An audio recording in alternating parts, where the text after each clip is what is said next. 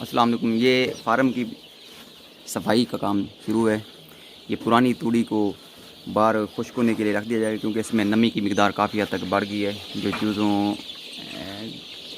کی صحت کے لیے بہت مضر ہے۔ اور اس کی جگہ یہ دھوپ میں سوکھنے کے لیے رکھ دیں گے، اور اس کی جگہ نئی توڑی کا استعمال کیا جائے گا۔ یہ آپ دیکھ سکتے ہیں۔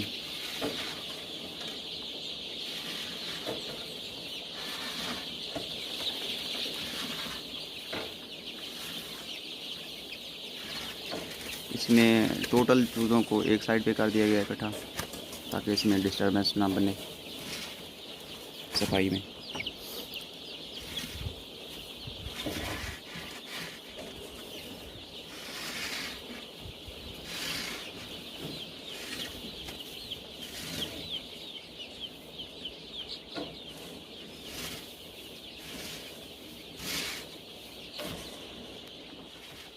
یہ پرانی توڑی کی جگہ نئی توڑی ڈال جا رہی ہے، خشک توڑی، جس کو پہلے سے ہی جو ہے نا دھوپ میں خشک کر دیا گیا تھا، اور جو توڑی نکل گئی تھی اس کو جو ہے نا باہر دھوپ میں سوکھنے کے لیے رکھ دیا ہے۔